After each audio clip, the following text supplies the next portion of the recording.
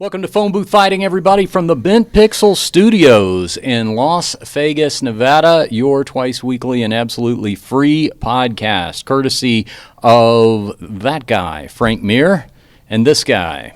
It's Richard Hunter.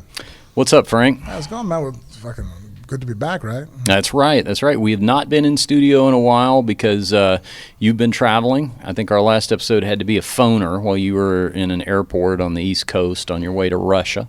Yeah. So better do something though, just because there was such a gap. So that's right. That's right. Hey, look who's in studio. Returning is our most often requested guest, UFC women's flyweight Jessica Rose Clark. Jess is here. Good to see you. How are you? Well, thanks for having me back. Absolutely, anytime. And as is her custom, she brought a friend. And she always brings a different friend. So we meet a new friend each and every time. This friend is actually not a new friend to me because we've been getting to know each other for a while because she trains at Syndicate MMA here in Las Vegas, as we all do now. This is Chelsea Ray. Good to see you. We don't have a microphone for you, but when you think of something important and compelling to say, we have this one right here that Jessie will momentarily relinquish to share with you. Now, we do not have Porno Mikey with us today. He is actually, I think, shooting a double anal scene right now. So, just out of curiosity, just a retarded observation. What's Sure. wrong with his mic? Nothing's wrong with it. We would just see how everything is cabled together down there at under the desk. You're not worth the effort. No, it's not that. I would have to cut all those cable ties. To be fair, they're I tied surprised down. you Yeah. guys with her today. I didn't Yeah. tell him she was coming. Yeah, that's true. Jessie does that thing that my mom used to get mad at me at when I would ask in front of my friends. I'd be like, "Hey, Mom, can my friend stay for dinner?" Yeah. So Now, has that changed as you gotten older though? Like, can you bring people to home and Jennifer not be upset if you didn't warn her? yeah. Yeah. But that's I'm talking about my mom though. I mean that would be different. No? It depends on what sort of person he's bringing home. Yeah. It's weird. Not that many people come to the house though, because not by any design. It's just, I mean, first of all, they'd have to like animals, because there's a menagerie of dogs and cats there. So you'd have to be cool with that. We should do more entertaining at the home though. It's a nice place to hang out. What's up with the cables in the back? With the cables in the back of what? Your lighting that you went to battle with? Oh, yes, I think we my haven't talked about that homeowners for like 2 months. association. Yes. Do you have homeowners associations in Australia? Oh, yes. Yeah. Is that one of those things you came to our country and were completely befuddled by when you heard of them, were you? Okay. So my homeowners association did not like the fact that some months back I put up bistro lighting in my backyard. You guys know this bistro lighting? Yeah. It's very popular. I think it looks cool. I think it looks great. Yeah, and I ran like strands across the whole yard, so it really kind of evenly lit the whole yard. I was real proud of myself. And then I got... Yes, pictures, it does look good. Yeah, thank you. And then I got a citation from my homeowners association telling me to take them down. So I went to the homeowners association meeting to plead my case, because I love a good movement. I mean, I will take up a cause. You never struck me as a guy that likes to go against the grain. Yeah, no, I will pound the table and all that. Well, much to my delight, some other neighbor in my homeowners association took up the cause as well. I guess he got a notice, and he was circulating a petition to get them allowed, which I signed, but I haven't heard any update from them. The worst part about this, guys, was that I went around the neighborhood and I took pictures of other houses that had similar lighting up, and I went in there and I thought, well, I would show this and be like, hey, listen, other people are using this too, it looks good and everything. And I showed them, and the recording secretary gathered up all the photos, went and made copies of them. And used it to find them? Yeah. Yeah, and he when gave everyone a citation. And when he Oh, dude, you were that guy inadvertently. You dick, Richard. Well, when he came back, I was like, wait a second. I said, I'm not inadvertently ratting on a dozen of my neighbors here. And he goes, well, I don't know, I have to make copies. And I go, well, I am protected under a whistleblower's law, at least. I know that. So How much is a fine?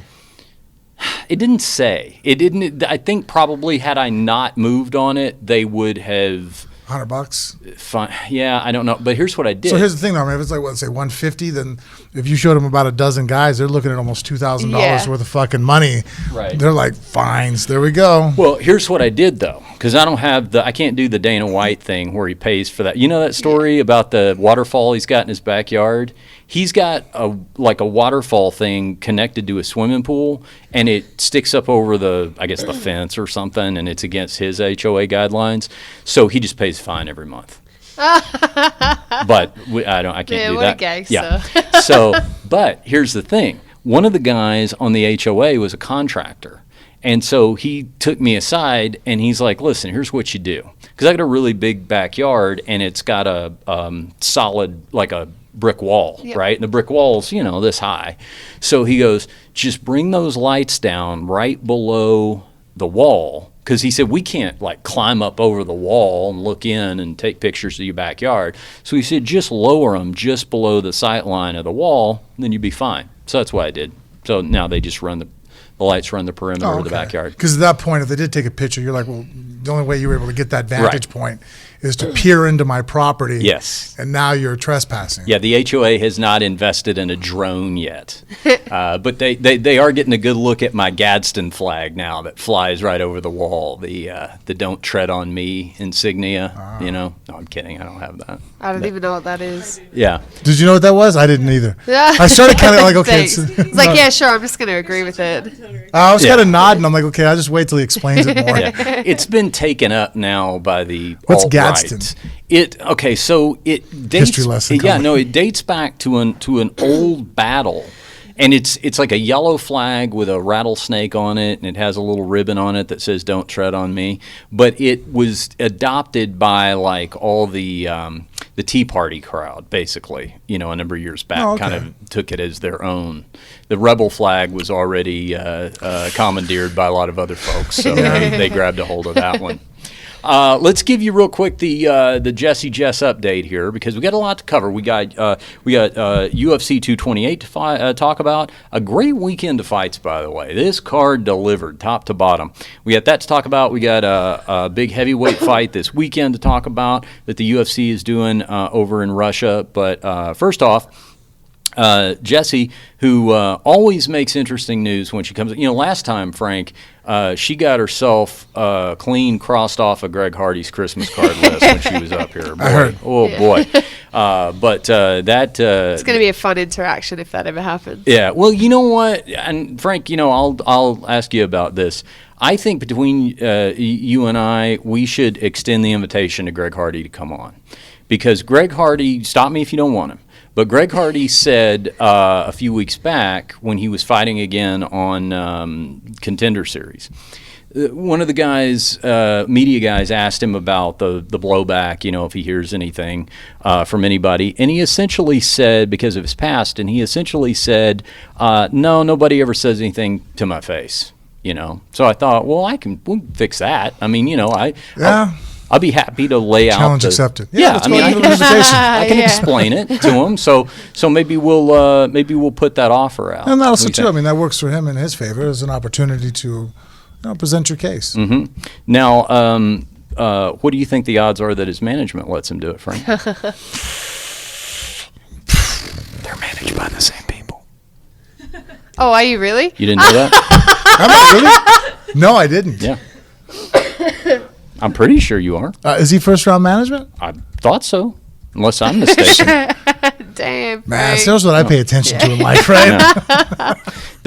Frank's management already has an eye on me, so tell them, bounce that idea off of them and see what they think. Yeah. Richard said. Yeah.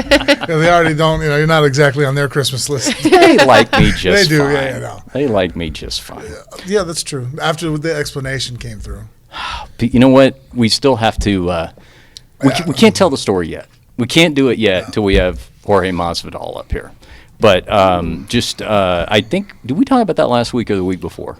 I think just before we went into hiatus, Yeah, we it was talked like about it. 2 weeks ago or I think we something. teased it enough to be like, if we can get a hold of him, then we'll explain the background. And There is some a dissension. I'll just say this in case you missed the episode from a few weeks back. There is a legendary comedy of errors misunderstanding that took place between myself, Jorge Masvidal, some first round management people. It got Frank had to get involved. The whole thing got very, very confusing. So, and Jake Ellenberger factored into it too. Yeah. He was involved. So I'm excied to hear about Oh yeah, that. it's a good story. Yeah. It's a real good story. Okay, anyway, so what I was going to say is Jessie has her next fight. And that fight is going to be December 15th in Milwaukee, home of Jeffrey Dahmer, for UFC. That's why I said yes. Yeah, but it was. Yeah, I don't even need to know who the opponent is. Are you kidding me?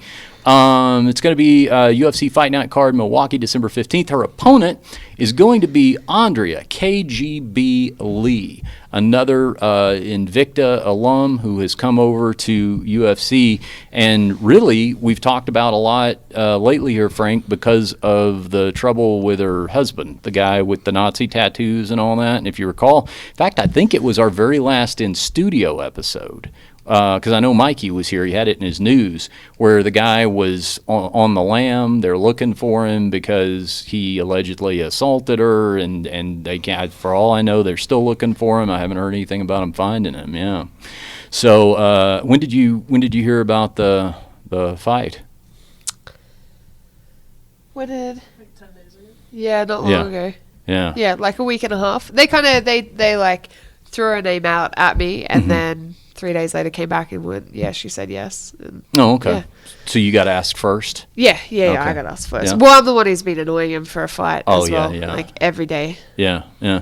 What are your thoughts about fighting her? I mean, is she somebody that you have kept, much of an eye on over the years, or Yeah, honestly, her and I almost got matched a few times in Invicta. in Invicta? But, and I always said, like, John, my coach, agreed with me as well. I always said, that was going to be a really, really good fight. Like, she's a phenomenal athlete. I think our styles together are very explosive and entertaining, And I said I wasn't going to do that for $2,000 to show, $2,000 to win. I said that fight needed to happen for UFC Oh, that would have been money. like the Invicta Yeah. money, yeah. Mhm. Yeah, so I said that fight needed to happen for UFC money, which is why it hasn't happened before now. But ever since I got signed, and ever since she got signed, like, that was always the name that I had in my head. So I'm excited for it. Like, I've been waiting for this one to happen. Yeah, yeah. Should be a good fight. It's it comes with these weird circumstances because she's got this terrible story, that's hanging over her head. And it wasn't the first time unfortunately, it wasn't the first time that story came up. It was really a follow-up to the initial controversy, which was the guy having the Nazi tattoos. In Yeah. fact, when you were on the show, we That's were what we talking. spoke Yeah, about. we were talking Yeah. about that story, and then this happened. And I was thinking when I heard this fight was getting made, I was going to ask you about this because I thought, well, it's interesting because it seems like you. Correct me if I'm wrong, but it seems like, you pretty much get along with your opponents unless there's any real reason not to. But, I mean, you're not one of these people that has to be super angry at whoever you're fighting or whatever, right? I don't need to hate someone to hurt them. Right, I right. love Chelsea, and I try to hurt her all the time. Sure. I She actually does. I like to say I often hurt people by loving them too much. Is a lot of times where they're Jessie has a mean streak. It's an too. ironic. You can see her when thing. she's training on the mat. She even goes. There's a girl that she was going with. Yeah. That's not a fighter. Will never be a fighter. That just trains there. And Jessie just like rode her, stayed on top. She could have. She was being nice, not choking her unconscious every 2 seconds, but just mashed her down in the mat. Every time the girl was so frustrated. And I'm watching. I'm all, wow. There's just no hesitation just to go ahead and She's hey. really mean. Yeah. If you're gonna be on the mat, you're gonna get some shit, huh? And Well, I'm like, don't train with pro fighters if you don't want to train like one, Yeah.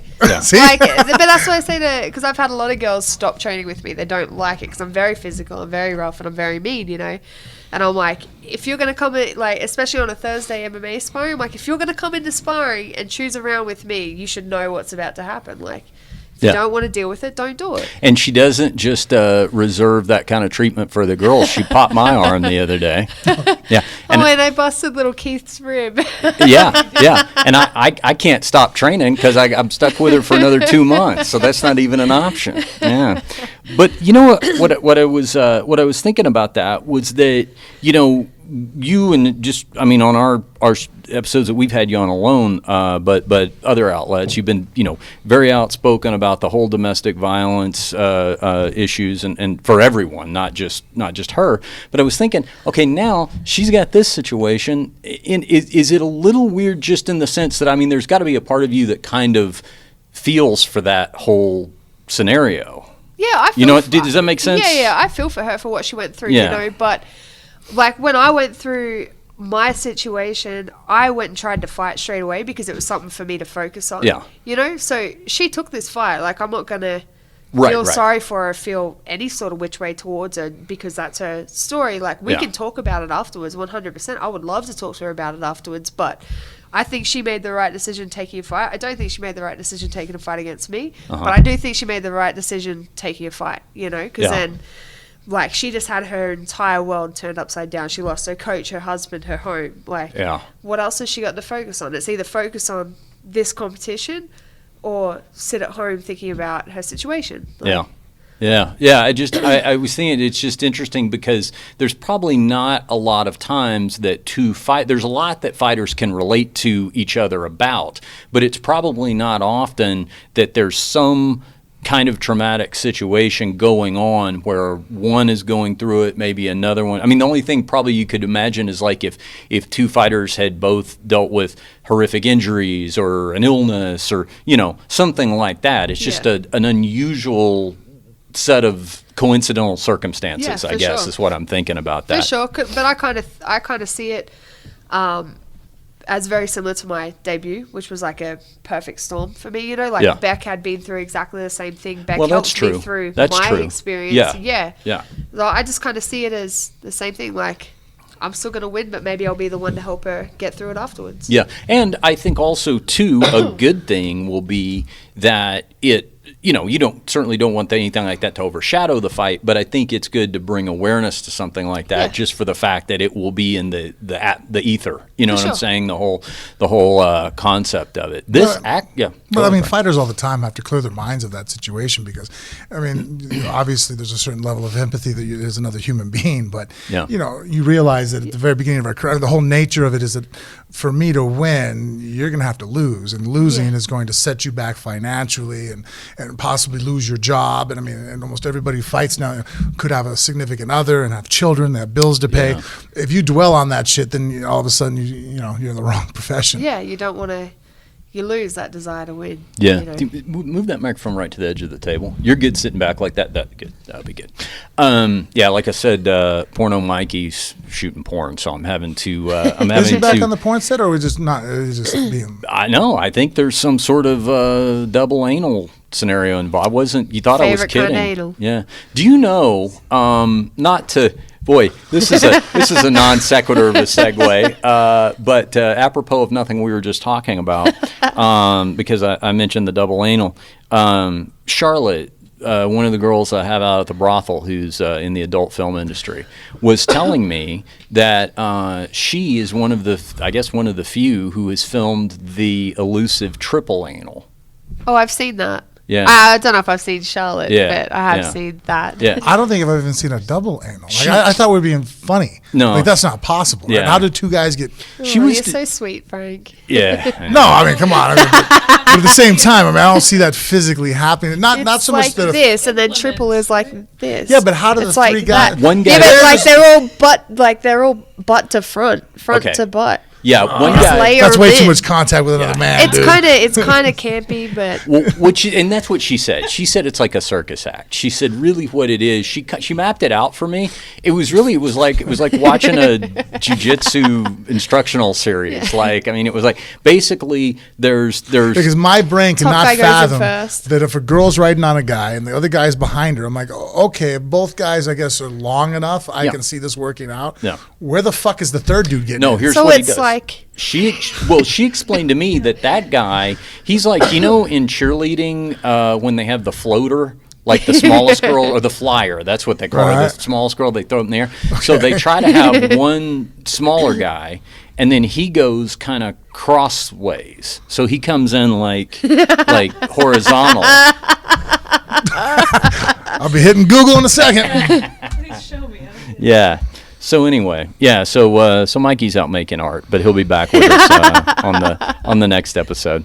Anyway, so the fight is going to be December 15th there in Milwaukee. Still no main event on that one. I was looking it up. Boy, there's a good one. There's a good fight on there. Edson Barbosa and Dan Hooker. Yeah, that sounds interesting. I'm excited right? for that. Yeah. I think they've only announced 4 or 5 for the whole card so far. Yeah. You heard any rumors for a main event? No, not at all. And all the other fights that I know they've already booked for it are kind of lower level guys. Like Hooker and Barbosa is probably the highest level one. I highly doubt they're not main event. Yeah. So. Yeah. So we will follow that closely, of course. Now, is that going to? I guess the most important thing I should ask is that going to impact my training at all? No, you guys are 2 weeks before me, my friend. Okay, good. So that will not. We'll be able to complete the Went to Warrior program just fine without. I said you guys are going to start running with me twice a week before practice. Oh yeah, we already do that 3 times around the building. Yeah, no, we're doing a real run. Oh, more? Yeah. No. You know what? Honestly, that's one of the toughest parts for me is just some people are runners and some people aren't. My girlfriend. But it's also you got to push yourself to do it. It's not me telling you what to do like it is in class. It's you have to turn up and make yourself do that on your own. Do you know what my first jiu-jitsu instructor told me about that? About running? Because my girlfriend runs like half marathons, she that's her thing. She really likes nuts. running. Yeah, she's nuts, right? And so she's tried to get me to I've done the 5K. Very proud of the 5K. You get the medal and the T-shirt and all that. And she tries to. When we've done it, she tries to kind of act like that's an achievement. Does she slow right down so that she can or does she exactly. Run ahead, cross the finish line, and then jog back? No. And just hang out with you as you come up? No, she'll hang with me and she'll kind of make it what a good girlfriend. she'll kind of make it like, oh, that was great. Woo, that was something, wasn't it? Oh man. My gosh. Yeah, totally. So my first jiu-jitsu instructor, I mentioned that to him. It was like the coming weekend we were going to be doing it or whatever, and she was doing like a half marathon, I think. And he goes, how far is that? And I told him, and he goes, oh my God. I don't run that far unless it's an emergency. Yeah. And I go, I don't get it. I go, I can be in here and roll for however long, a whole class or whatever, and I feel okay. But out there, I'm really having to push myself not to stop. And he goes, that's because no one's trying to choke you. Yeah. He's like, if you had somebody running right there behind you trying to choke you, you'd keep moving.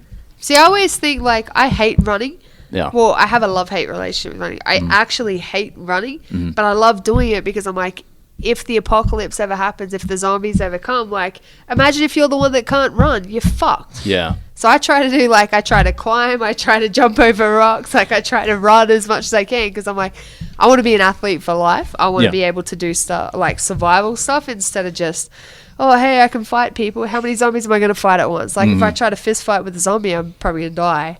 Yeah. But I could run away from him. Yeah.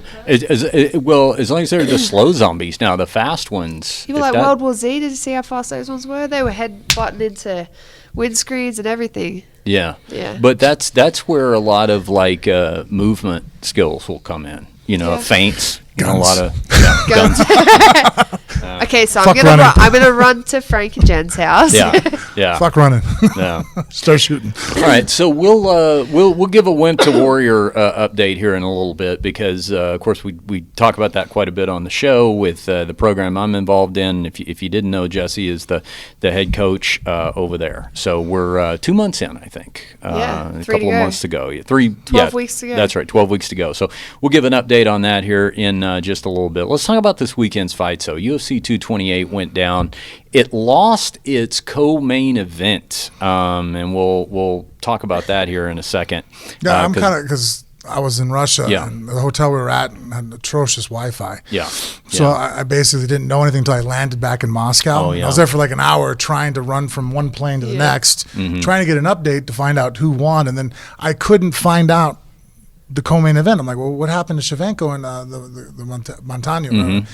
And I couldn't figure anything out. And it wasn't until I actually landed, like until Sunday night, that I was like, oh, the girl couldn't make weight, and they pulled the title from her. Oh, shit. Yeah. So I have no detail. So I'm actually going to learn firsthand right now as you go over it. We'll get to that in a second, because that was in Jesse's division there. But the main event, Tyron Woodley defended his title against Darren Till in spectacular fashion.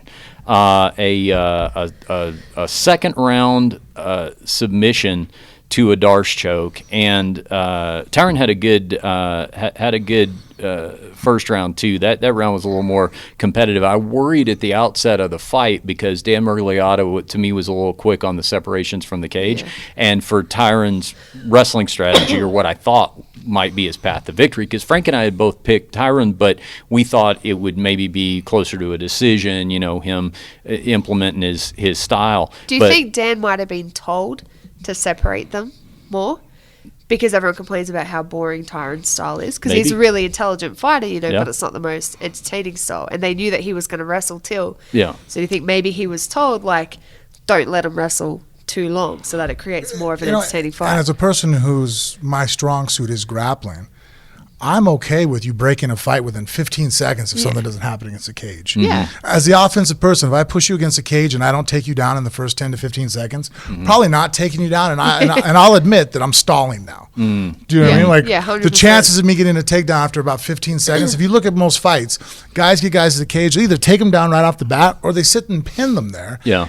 And me as a spectator, I find it mind-bogglingly boring. And also, too, as a martial artist, I'm like, well, that has no applicable skill to a real fight. We need to hold someone against the wall. You know what I mean? That was an element in your fight with Crow Cop until the knockout, right? Yeah, I was pinning him against the cage and holding him. Yeah. Well, Woodley wins this. He wins it via Darce choke, which was a pretty cool submission that defeats Till for the first time in the UFC. He got his obviously defended his title. He also got his black belt at the end of the fight, which was really cool too. And to get you guys' thoughts here, ever since Tyron got the championship, and he got that in spectacular fashion when he knocked out Robbie Lawler, but there were stylistically challenging subsequent fights in terms of the casual fans' enjoyment of them, to put it politely.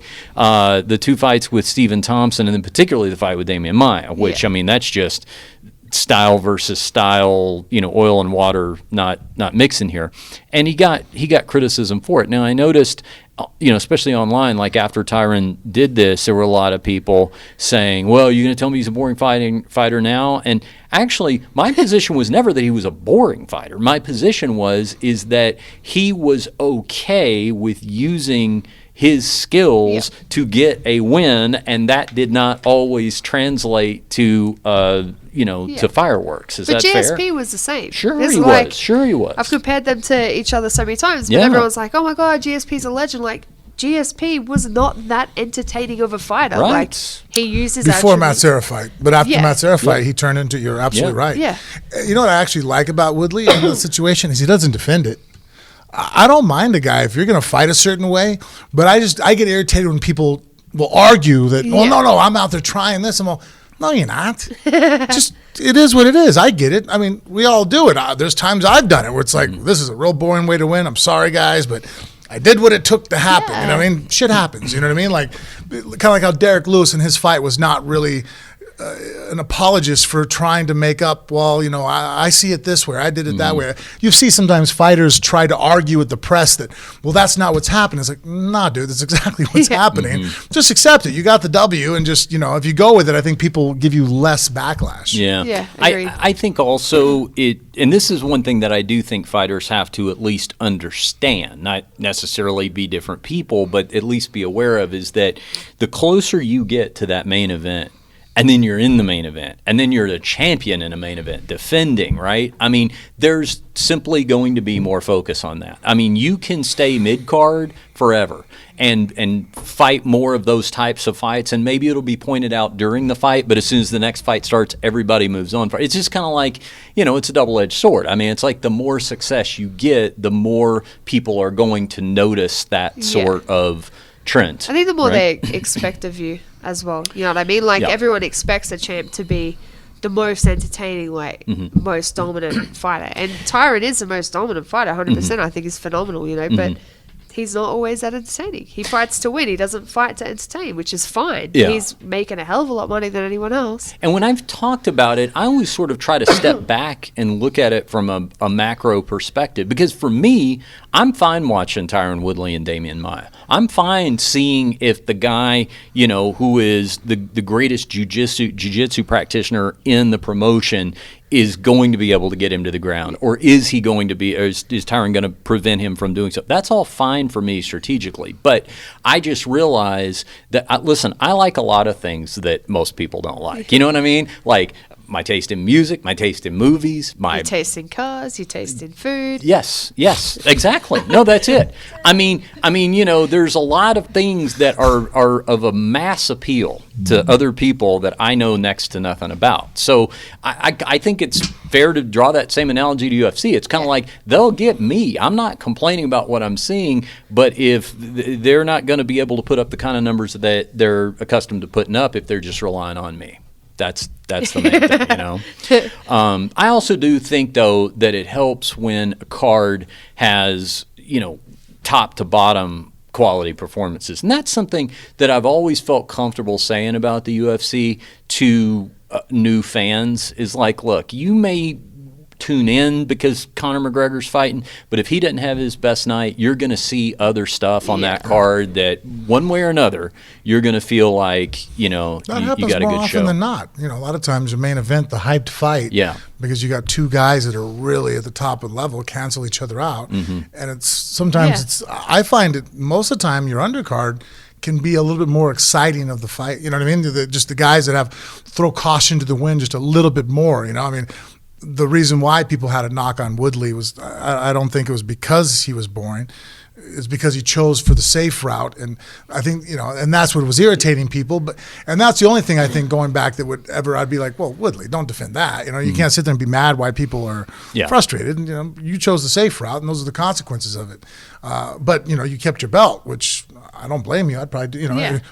If there's any fighters here that say that they would rather lose the belt and be an exciting fighter and please the fans, I'm calling bullshit right now. I feel like I've heard quite a few say that. I'm like, shut the fuck up. You just lost. But if you could win boring and still win, you would choose that route. Well, I think this was the fight that he needed, and I did wonder if the matchup with Darren Till was gonna bring that out of him. Like maybe it was the perfect scenario of a young guy who's known to be explosive and dynamic that almost as if he's not going to know better than to challenge that. So he's going to bring that type of fight out of Tyron Woodley. I don't like the fact that he got the submission even when it looked like his ground and pound was going to win it. It's kind of like, it's almost like you almost won it one way before you ended up winning it the other way, and that's nice. But that's why he's such an amazing champion. Mm-hmm. I think he's incredible. He is a spectacular fighter. I mean, I think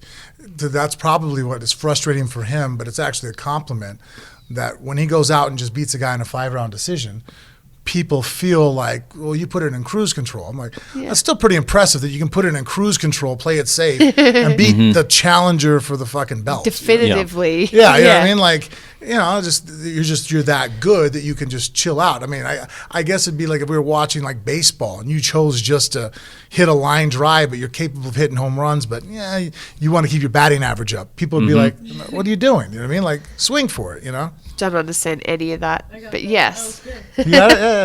Yeah, I know Frank That's loses. Okay, only 50% of us understood that one. Frank always loses me on the mainstream sports analogies as well, so don't feel bad. I'm surprised, though, as much of a student of history you are, that baseball doesn't kind of slide in there a little bit. Oh, I do know old baseball. I do know, but I'm a fan of baseball history. Yeah. So you're right. I do like that. But you so. don't understand the game. No, baseball I do. Like I can score a baseball game and stuff like that, but I'm not interested in watching modern baseball. Like I'm interested in like, early part of the last century sort of history and stuff like that. Actually, as my kids have played baseball and Bella playing softball, I can actually watch baseball games now. Yeah. That's a sport that if you don't play and you don't understand, it's almost kind of, I feel like it's almost like grappling. If you don't know the sport, you're not entertained by it. Yeah. Like, I mean, Bella and I will sit in the bed watching YouTube videos of different world championships or different tournaments all over of freestyle wrestling and watch matches, and we're entertained by it. But then the wife will walk by and look, and she's like, how is that exciting to watch? And we're blown away by it. Like, oh, did you see that throw by? Holy shit, But and baseball's the same way. Like, as I've learned, I'm like, oh, so that's why the guy can, you know what I mean? Like, there's so much strategy in it. Whereas I think basketball is universally entertaining because you might not know shit about the actual strategies that are going on, and there's a lot in there. But I mean, you see someone dunking and throwing and going by people. It's like, oh, okay. It's just like boxing. Boxing, you don't have to know shit about fighting, but you can bring a date to a boxing match, and they'll be genuinely enthused to see people punch each other in the face. MMA, or if you take a date to a jiu-jitsu tournament. Like, why would you do that? All right. Worst first Tinder date. And see, this is coming from fighters. All right, let me be the exception, because that's a great point, and I completely agree with you. But this is, and I don't know, maybe this is explains why we're a pair. But my girlfriend complained. Now, she doesn't train at all, so understand that there's no MMA training or anything like that. She complains when a fight card is all striking. She thinks that there should be more ground. And you know what entertains her more than anything? Eddie Bravo Invitational. Oh. See, that blows my mind. She might be the only. Weird. They're not even attractive men to look at either. Like, it's you know how many hearts she just broke right now? I could hear it. sorry, Eddie Bravo Invitational. Just crushed. Well, and what's weird is, I mean, ego's just done. Right. Her Instagram just dropped like 20%. Her management's going to be calling her in a second. What did you say? Stock is dropping. Stock is dropping. No, you killed the fantasy. You just friend zoned half your fans. But what I think is so odd about that is, it'd be one thing if she trained, right? Then you're like, okay, that's well, maybe that's mind blowing. Because I mean, these are you guys train and don't want to fucking watch it. You know what I mean? Like, I know a lot of people that train, and there's times I do that. I mean, when I called the ACB jiu-jitsu tournament, it was a gi, and Drysdale and I were there. The only thing that kept me from fucking going into a coma on a couple of the matches is that Drysdale knows so much about gi that I'm sitting there going, oh, so what's going on here? So, like, basically, we were having like a fucking seminar breakdown of going, so this lasso guard thing, okay, so he's holding there in the lapel here, and the weight's coming over off the side, like, so wait a minute, you know what I mean? So that kept me entertained, but there's times you sit there and you go like, holy fuck, it's been 8 minutes and they're in the same fucking position. Especially black belt and brown belt gi jiu-jitsu is probably the worst thing I've ever watched. Yeah, I mean, aside from triple anal. Well, grappling is like, I mean, grappling tournaments, it's like it's like the martial arts version of a Rush concert. Like, it's just all dudes, you know what I mean? Just everybody standing around, and that's what I thought. And the way I found this out about Eddie Bravo Invitational was, I love him, so I'm watching it, and it's one thing you watch fights or whatever, like everybody can kind of be interested in two people punching each other in the face. And I told her, I was like, listen, it's okay to tell me if you don't like this, I'll watch it later or whatever. And she's like, this is awesome. Like, why don't there more of this in the UFC? Like, Now, I'm amazed that she's interested in it with no background. That's what, It's so backwards. But now, then I would think that she would have an interest to learn about it. I think she would. I just think she hasn't, but I think she would. Yeah. Oh, we have a great program. At Syndicate. Yeah. Well, jiu-jitsu guy she can come train with me. I'm happy to beat up beginners. Don't. She'll kill whatever love that could have been there. Those times I've actually respected the shit out of Chelsea for that. I've looked over at her because there's a little bit of a weight difference, and I'm like walking. I'm like, and that's her friend, and like she's just fucking elbow in the face, mashing the shit out of you. Can I talk about this? Sure. Yeah. Oh, absolutely. There's times I look over at you, I'm like going, fuck, man, Jesse's just fucking just putting the screws to you, man. Let's take this back to the beginning. Yeah, tell us about it. Hold on here. This way Get you can. this out, okay? Yeah. So no, you don't have anything to say about this. So when I first started training at Syndicate, you mean Yeah, lean up into that mic. Yeah. Okay. I actually don't need to say anything. Yeah, she doesn't. She's got you. All right. So I walk in or whatever, and I know like 1.5 people in Vegas total, and I've been through a bunch of gyms, and I'm really just trying to find a gym home, right? So it's sparring day, like the second fucking day I get there, and I'm like, yeah, cool, I've sparred a lot, it's fine. No, I'd never sparred before. So I had no clue who she was. I mean, her name had floated around some. I'd never seen her fight, knew nothing about it really. So we get matched up, and I'm like, oh, okay. She's got like the fighter hair. Let's see what happens. Oh, that's when I had the mohawk. Yeah. And she fucking hits me one good time with like a right, and I'm like, oh, this is what this is. Like, I'd never had anyone hit me like that before. And then I was like, okay, well, I really respect her. Interesting. So then like it goes on, and she gets a fight. Her UFC debut is like right around the corner from when I show up. So she just proceeds to beat the holy fuck out of me for like 2.5 weeks. Wins her fight, comes back, gets another fight. And still, she doesn't know that I'm trying to stay. She thinks I'm like a transient just passing through. So she's like, I don't give a shit about this girl. So she just, everything she had. And I'm thinking like, just don't piss your pants. Now what you know knocked about her, out. do you think it would have mattered if you were if she knew you wanted to No, stay? but it gets like this will take a turn, and you'll understand why I'm telling it like this. So she's just beating the shit. And so I'm like, I'm not quitting. Like, she gave me so many black eyes, pretty sure a minor concussion at one point. Just injuries, and it sucked. Like, no one had ever put it to me like this. Like, I'm a dominant female. Every other sport I've played and stuff, like, I put it on someone else. So this pissed me off. And I made it my vendetta that this bitch was going to respect me. She might beat me up for the rest of my life, but she would respect me. So she left and did her own thing, went and got her visa renewed or some shit, and was gone forever. And so in the meantime, I took a bunch of extra classes and was like, okay, let's fight! And she came back and could tell that I had improved, and then we started becoming friends. And so now when she puts it on me, yeah, it still sucks, but I understand that she's actually trying to make me better. Like, now we have a friendship where... And at what point did she say, hey, let's move in together?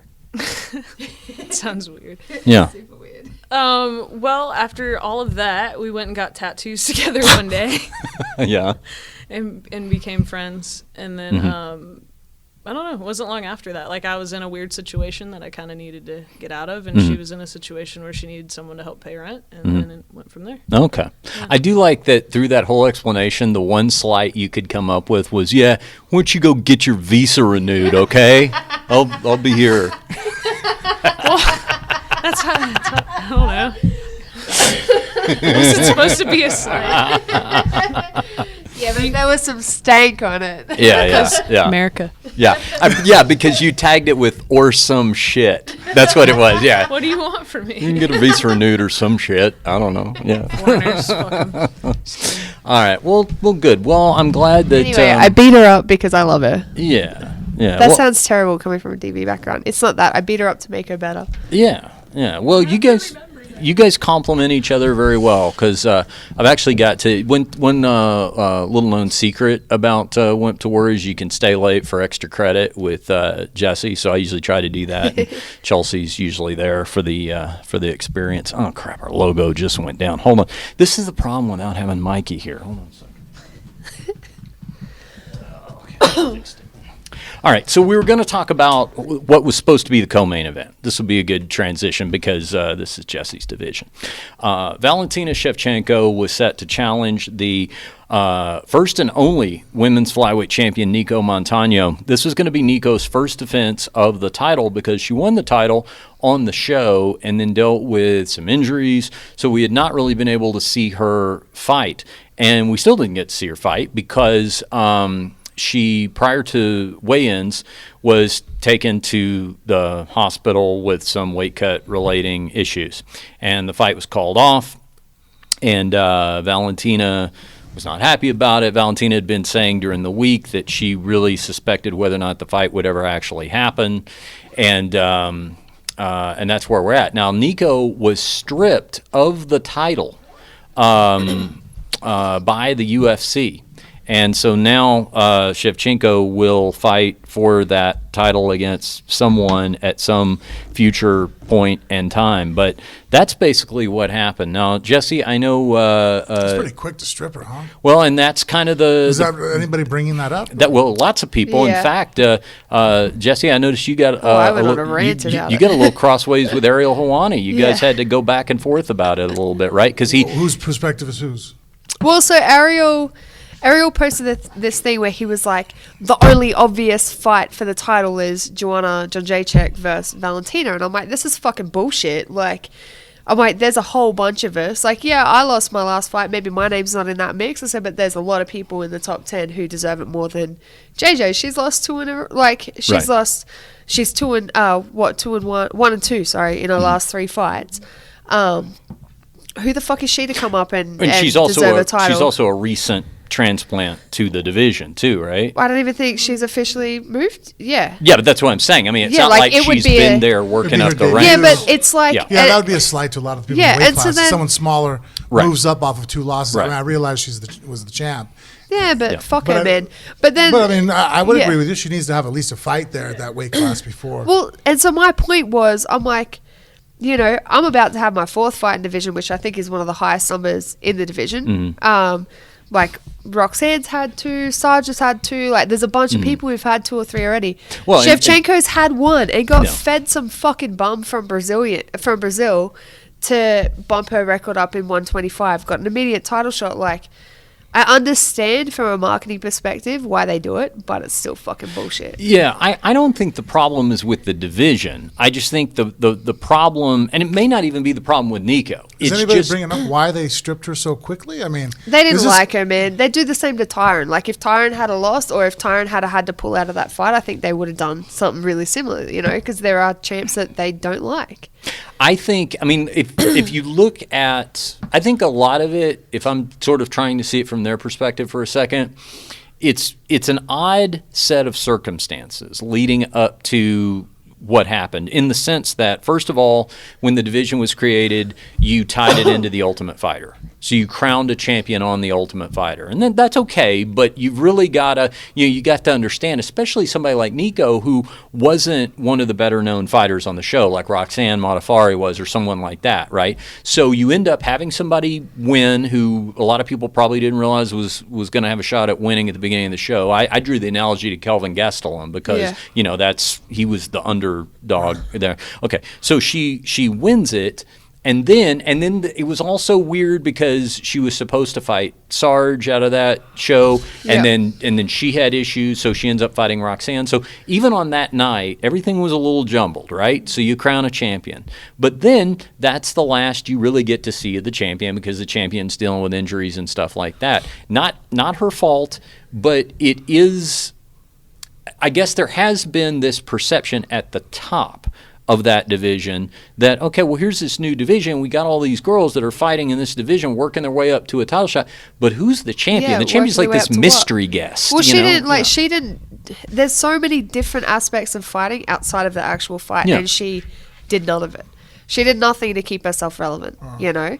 Like, she Like just... what? What do you think? Like, she just went missing. Yeah. You know, she didn't, like, do appearances. Like, I know she did some on some reserves because she's native. Right. So I know she did stuff with the natives, you know, but there don't was know. nothing else. I mean, I don't know, and I might. This is just my inclination. My first, just kind of my gut feeling about this is like, would it be? Let me relate it this way. My brain, if you and I have the same employee and you do a no-call, no-show, Yeah. even if it's in the policy book that you can let someone go at any time for doing no-call, no-show, and everybody else does it 2 or 3 times, and then the first time I do it, I get fired, and I happen to be either Jewish, black, almost, Yeah. you know what I mean? Like, do you see where I'm going with this? We're like, Yeah. as a female champion, Who's and also native. yeah, like it just seems like I don't know. Like, I mean, what was I think we've had here's the thing. guys, I mean, myself included. I mean, shit, I got my leg broken when I was the champ the first time around. Right. And held the belt for fucking almost a year. You know? Used to, that's what it took to get stripped. Yeah. You had to have a. Yeah, I mean, it wasn't until, an and then they didn't accident. even strip me. They kind of came to me Right. going, how's your leg? I'm not ready to fight yet. They're like, Yeah. well, we're probably going to take the title. I'm like, I don't blame you. I understand. Yeah. Like, it wasn't, I didn't read about it on the fucking internet the next Yeah. day. It was like, yeah, by all means, man, I'm holding the fucking division ransom. I don't know when I'm fighting again. You know what I mean? I think it would have made a difference, and this is just me speculating. I think it would have made a difference if it did not do her any favors in retrospect that she came through the show and that the division was kind of created through the show and everything, in my opinion. Because if she had been someone who had already had some UFC fights, the division had been around, people are already learning all these names, and then she's out for an extended period of time, I think that might have been easier. It just feels to me like the biggest issue with it, because that had never happened.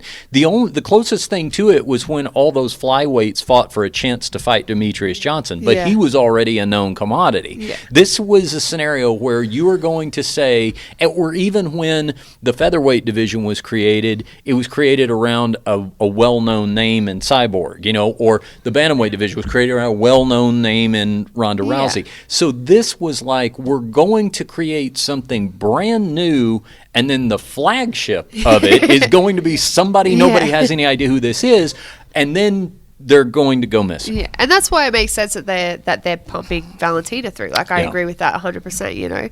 I also saw some stuff where Nico was saying that UFC wanted her to like do something in full war paint and headdress and everything, and she was like, "Nah, I'm not doing that."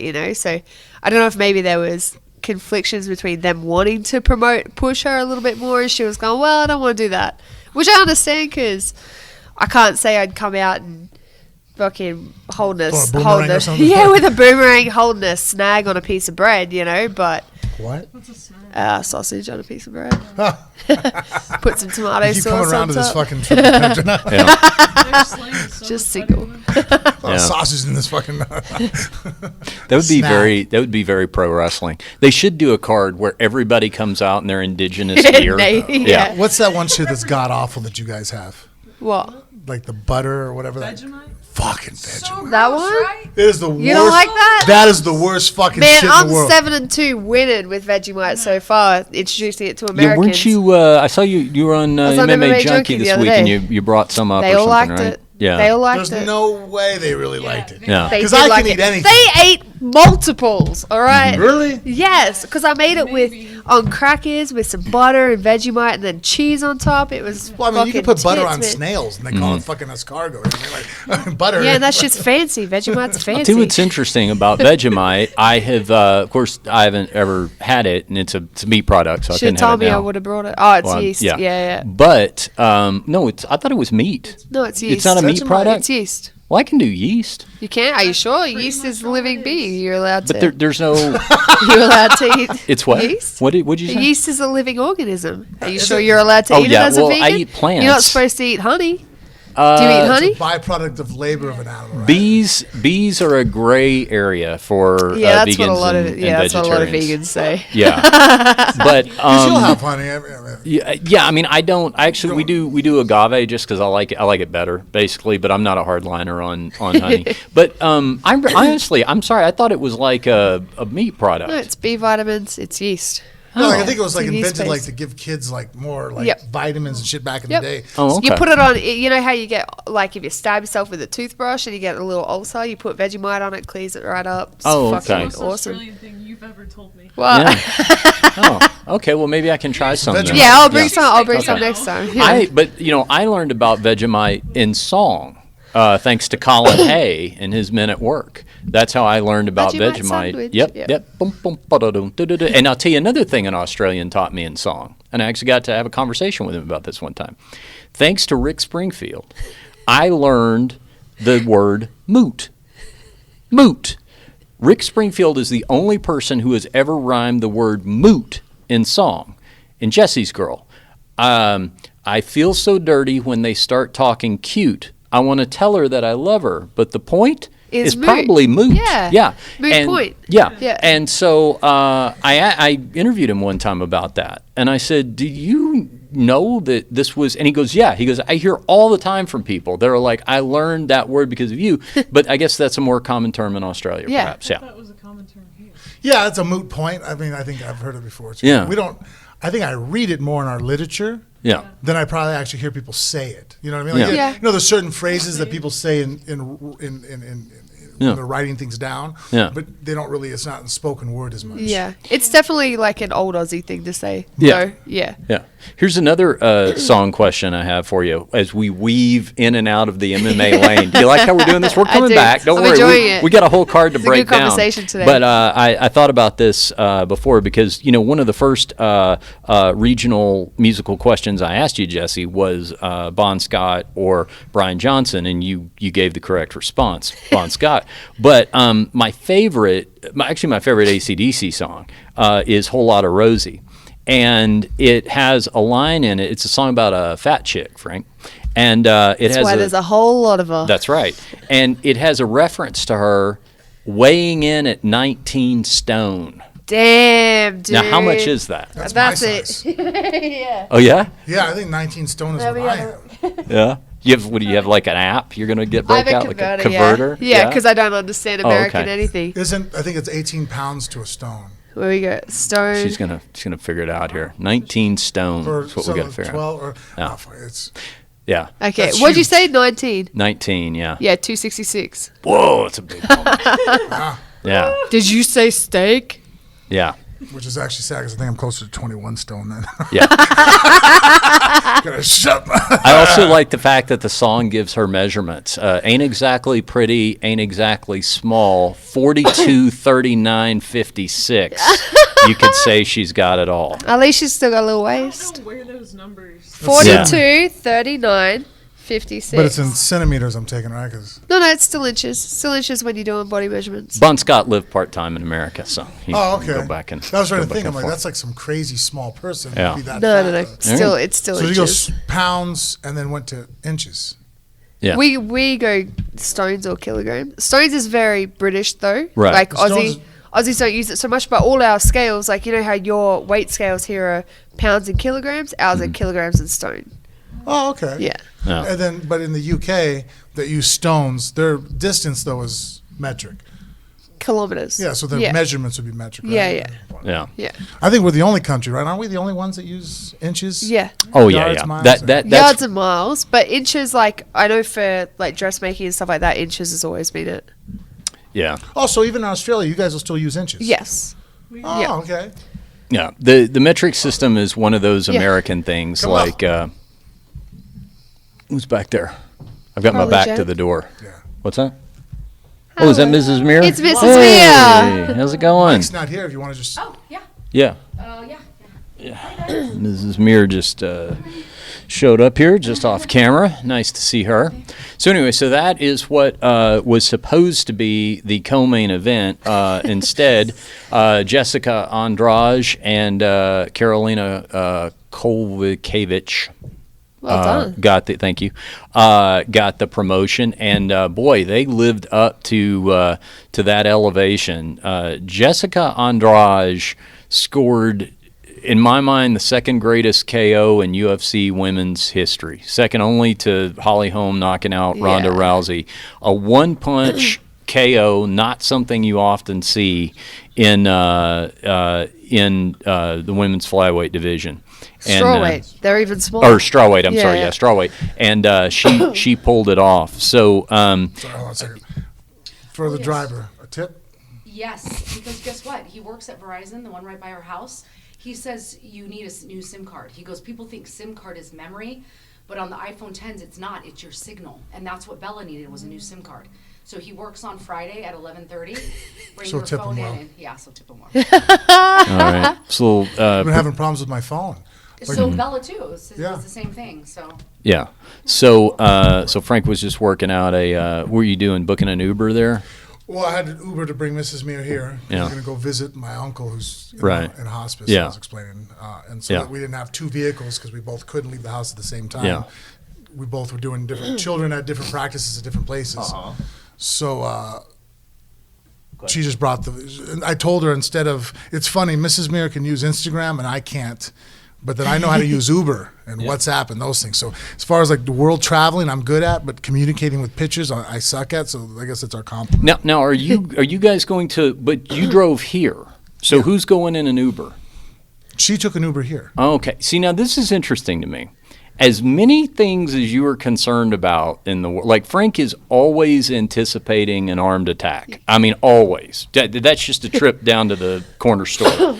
That you're comfortable with Mrs. Mir getting in the Uber. You can track it. Yeah, well, because Uber, they have a background check. I mean, if the guy wants to do something, but I'm going to be able to find you. You know what I mean? Like, yeah, but still, see, that makes me nervous. I don't like that. You know, yeah, I don't. It's not like you a have taxi. Uber, right? No. Oh, see, that's probably why. Have you not seen my act, Frank? You That's true. Now, see, like, for example, for Uber, and James can tell you this because that's what he does. Right. You have to put an application in, and they do a background check on you. Yeah, we do that at the brothel, too. So they have your information. So his But they can't information's track your in the location. phone. Yeah. So when he goes and, like the person right now that went to pick Jennifer up, a picture of him shows up, his license plates, and I track the car. He has a GPS. That's all going to come in handy when we're looking for her body. It won't take nearly as long. I can at least avenge her viciously. It's true. I just think it's interesting that's Yeah, no, part of it. I do feel Yeah. comfortable. In fact, actually, I think now I've even thought about trying to use it. Did someone tell me there's an Uber now? I mean, you could do it for your children. I've thought about it a couple times when like just running around to get Bella or Cage or one of the kids. I'm like, I wonder if they would freak out if as long as the person's there, does it matter if they're under 18, they get in the car? Like, I don't know. Really? It does matter? Oh, okay. I was Wow. Man, they won't allow it? Now, I think they need to do like an Uber for kids. They probably have that. We just need to look into it. it's called a nanny. Some kid Yeah. comes and picks you up on his 10-speed, No. Don't you jump have on a the joke back. about this? Yeah, he does. No, he has I a do. whole That's why- his whole Yeah. stand-up. Yeah. He has a Yeah. stand-up routine. But it's not a joke. Like I don't. No, it's I don't real. get it. Like there's so many things. so much better than a cab. It's so much safer than a cab. Yeah. Cheaper, Yeah, safer. and then because then you rate the driver. Like right now, that's why you looked at me. I looked at her. I'm like, you know, I pretty much, as long as you're a decent human being, I always give 5 stars. I'm just that guy. You know, some people are like, well, I give 3 unless you're I'm like, dude, just give the fucking guy 5 stars. Yeah. You know what I mean? Unless you're weird, but I've never ran into a weird Uber driver. So there's like accountability. So Yeah. because if you're a dick, you're an asshole, then all of a sudden I 1-star you, and then your driver rating goes down. And then also on the flip side, they rate me. So like if I get in the car and I'm an asshole, then people won't pick your ass up. Yeah. You go to Uber and they can look at you and go, fuck you, I don't want that guy. Yeah. What's your Uber rating? You ever looked it up? Can I see I don't it? know if you can see it. Yeah, fuck, I don't know. To me, it's just like the. Oh, I do. I have a 4.81. Uh-oh. That's not a How come I don't 5. Someone didn't like the Some Frank fucking Mir. dick just gave me a 4-star or something. I didn't earn it because I was quiet. You know, there's You know, and probably- I've tipped every fucking time. Frank That's probably- dickish. I wonder if Frank probably that guy. Frank probably got picked up by some guy he beat at UFC 47 or something. I don't know. It's just the aspect of the technology. Like, to me, there's so many things that technology just made okay. Like, it was never okay to get in the car with a stranger, but now because you can do it through an app, you can. I saw an ad last night. Apparently, there's some new program where you can just rent your car to people. Have Yeah. you seen this one? Yeah. They show these people meeting up and just handing keys to each But other. the same, it's like Airbnb as well. You can just let random people come and sleep in your house without Horrible ever meeting idea. them. Horrible idea. Again, you know, you think Ted Bundy would be impressed with Uber. You should see John Wayne Gacy's reaction to Airbnb. He'd be like, oh my God, I was born in the wrong era. This would be the easiest thing in the world. So what were your thoughts on Jessica Andrade's knockout? Jesse, what'd you think? Look, I'm going to be completely honest with you. I think I only watched one fight on the whole card. Oh, yeah. I watched Tatiana Suarez beat the shit out of Carla Esparza, which is exactly what I thought was going to happen anyway. Yeah. But I had picked Jessica to win, and I had picked Jessica by finish. Yeah. Because I said that the only way Carolina was going to get anything was if she could keep distance. And I've sparred with Jessica, and it's fucking near impossible to keep distance with her. Like, she's like, you know, Terminator 2 with knife hands, where you're like shooting at him and he's still running after the car with his knife hands, and that's Yeah. Jessica Andrade. Well, she made a strong case for herself to get a title shot. Now, Jesse just mentioned Tatiana Suarez. Jesus, I mean, this was a dominant chick is performance. incredible. She just mauled Carla Esparza. I mean, she is, and she's one of those, when you see these fighters come along every once in a while where you go, that looks like that could be an unsolvable riddle, like that kind of wrestling dominance. And also she looks it's surprising to find out that, if you didn't already know that she fought in a division that light, because as long and lengthy as she is, she looks like, and somebody that would fight in a bigger division. Too, Yeah. I don't know how she makes 115, but she made Carla look like a small child. Yeah. Well, there's very exciting things for that division. I would love to see the Tatiana Suarez fight for a title, but the thing is, Frank, Jessica Andrade is the only member of the women's strawweight division who has ever come over to the house. So I feel like we need to be a little partial to her. She came over to Stately Mere Manor, did the podcast with us with an interpreter. I also think it's the first time we've ever done a whole show with somebody who didn't speak English. She was okay. She at did. it. She did all right. She needed help. Yeah, that worked out basic okay. English. And of course, if you also remember, she defended my honor after Angela Hill made fun of my hair.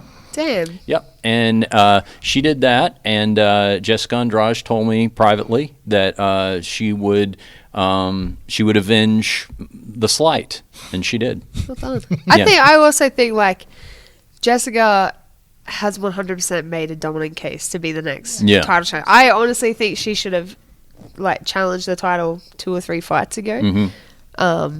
But yeah, I mean, she needs to grow her hair a bit longer again. Yeah, she's now going with the short hair. Well, she had really long hair. Yeah. She it looks quite nice, and she started shaving it, and now she looks like a little Brazilian boy. Yeah. So I don't know if that's part of the reason why. Because obviously, UFC now is about marketability, entertainment, who's going to sell more fights. Mm-hmm. I think Jessica's style gives a really good argument, but who knows? They've kind of kept it back a lot. So Do you feel like my unique look is going to help sell the Wimp to Warrior card coming up in December? I feel like I may get some very unique applicants next season because of you. It's But funny you say that, because when Jessica came over to the house, Mrs. Mir was actually very complimentary over her potential to be pretty. She's like, wow, if I could, obviously Jessica's more interested in choking people out and knocking people out. Yeah. Mrs. Mir's interest is, a little less, more makeup, and she was like, wow, we makeup and fix and do a couple things. Yeah. Like, she's aesthetically had, what'd you say, like her bone structure and stuff? Yeah. You were actually, being a makeup artist, you were looking at her going, she could are actually. you a makeup artist? I need to learn how to do makeup. Anytime. Yes. No. I'd love to. This fight card had some pretty incredible honorable mentions too, from not all of from people whose names you already knew. This was interesting, Frank. An interesting trivia item: 2 knee bars from back. Yeah. What is that submission called? It has its own name, doesn't it? Yeah, it's got a. It was. This is where we need Mikey to be on that side. Yeah. I haven't He can seen do it, the and I heard research. about it yesterday. Yeah. Because yesterday in my class, I was teaching back defense. Yeah. And that guy, Tom, brought it up, and him and Adam were breaking up doing it. I was trying to understand what they were talking Yeah. about. Yeah. So the guy who was on the person's back Yeah. hit a knee bar? What It's he did instead was- of falling for the armbar, it's keeping the hooks in and grabbing the Oh, same like side BJ leg. Penn used to do. Yes. Oh, okay, that hamstring rip. Yeah, and Yes. that was it had a term that was used, and one of them wasn't completely, one I of them know was the move. cleaner than the other one, but the same that? basic idea. Hamstring submission. Yeah. Knee bar from the back mount. Hamstring submission. Yeah. The ham sub. Yeah, well, because it actually tears your hamstring. Yeah. Because anytime, I've only had one guy ever in practice do that to me, Yeah. and immediately I stop. You know what I Yeah. mean? Because when you lean over, you're completely basically in a bent over, good morning type position, like you're stretching, Oh, yeah. And someone then when they lock on, typically I thought it was a way to get people to fall over, Yeah. Guys trying to shake you off, and then you seen BJ Penn was the first guy I ever seen do it. He wrapped the behind the calf and you fall down. But now I've seen people you could tear someone's hamstring with it. I saw it called a strudel lock. A strudel. Yeah. Yeah. Huh. I don't understand that, but sure. Yeah, Yeah, 'cause as a reference to the strudels- pastry. Yeah, pace. Yeah. Yeah. The commentators. It doesn't make sense. I thought I was watching it in a public place, so it was kind of hard to hear all the commentary. I thought John Anik referenced that it had happened once before, way back at UFC 60 something, some guy, and he even mentioned the name, and I didn't recognize the name. Like, it is just one of those weird things that's I happened think one time, like the Drysdale, Von his Flu choke before one OSP fight in started UFC. doing them. Do you remember his fight when he had the guy's back? I think he tore the guy's hamstring, ended up choking him, but I think when the guy leaned over, he grabbed his leg to break him down, and he tore his hamstring, and then he choked him unconscious. Yeah. Well, it was unusual, to say the least.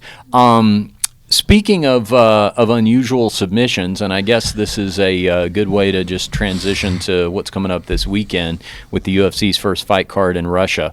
Mark Hunt, one of your former opponents, Frank, is going to fight Aleksei Oleinik, and the only thing I need to know is whether or not Aleksei Oleinik is going to be able to pull off that Ezekiel choke again. That Ezekiel, he's done enough time. It's like OSP in the Von Flu choke. Yeah. It's not once anymore. It's not even twice anymore. Now it's something that he's got a really good possibility of doing, and I certainly think that of all the people that he would need to have a ground advantage over, maybe Mark Hunt works out well to that, except for the fact that Mark Hunt is so round. And I'm thinking that I tried to think about how that would work. How do you take him down? Yeah, and then you got to get your Ezekiel on. Do you think? I think it's an interesting thing. It can go one of two ways, right? Yeah. Because Mark Hunt doesn't technically really, if you would sit there and go, hey, show me how to get out of a position, his natural attributes physically allow him to get away with things that it's like, well, Mark Hunt belly down and jumped up. I'm like, yeah, but you're not built like him. Yeah. You don't have that build. Mark Hunt bellies down and he's still 5 foot up in the air. Yeah. So you can't get away with that. He shrugs his shoulders and, his head does, he looks like a turtle. You know what I mean? So he has an athletic advantage that gives him, a build that probably in one sense gives him an advantage, but it's a disadvantage in the fact that it's not like he's technically sound and knows how to sit there and go, okay, well, show me the basics and the main key points of blocking a rear naked choke. Okay, well, spinal alignment, hip alignment, you wouldn't even fucking know how to, no clue what the hell you're talking about, right? But then Oleinik has obviously a technical prowess, but he's obviously physically gifted. There's no way that he's the only guy that just happens to have that technique down. There's just his grip strength, his tendon connection. He has a gift that he was born with that allows him to, with proper training, I'm not taking away that he doesn't know the technique. He obviously has skills, but his skills allow him, it's just like certain guys like Aoki, back in the day, his legs, certain guys can just do things where you look at it and go, well, you can't do that, dude. You know what I mean? Like, that guy can put his leg behind his head. So you're like, oh, his triangle's really good. I'm like, no shit. You know what I mean? Like, he can pull himself in a pretzel. So I'm curious on which way it goes. Does Oleinik's physical prowess, his ability to lock it up, going to surprise Hunt, because his physical prowess doesn't stop the choke? He technically won't stop it. And vice versa. Is Oleinik finally going to have somebody that his physical strength isn't going to make up the difference to be able to wrap on the neck? Where he wraps up on my neck, he can get his hands around it. He wraps up on on Hunt's neck. He just, maybe he physically can't get his hands around it, like you said. I think he really has a neck, to be honest. Right, His head and shoulders. Yeah, just certain guys just have certain physical builds, and so I'm really interested to see which way it plays out. Like, whose physical advantages and ties out. To me, like, sitting there and going, well, I saw it going that way. I'm like, there's no way. The only way we're going to see this is once it plays out. Then you can sit there and reverse engineer and go, oh, okay, that makes sense. But as far as trying to make a prediction, I'm like, the two factors just haven't been in the same equation before. Yeah. We haven't seen a guy with that unusual ability to apply that choke. Now it's just him. Now apply it to somebody of Hunt's thickness. And Hunt's also extremely explosive. I mean, obviously, a striking style. His quick twitch fibers, his ability to pop is, at an extraordinarily 1% of the, athletic population world. So does he have, wrapping him up, he might pop right out of it, where other guys don't have that one rep push power that he has. Do you think that could also be a factor, is how much Mark Hunt still wants to even be there? Like, is he just there for a paycheck, Is he there to win the fight, or is he there to make money? Like, because I've seen a lot of stuff, like, he's always complaining about money. It doesn't really seem like he wants to fight that much longer. I have noticed what I mean? that late.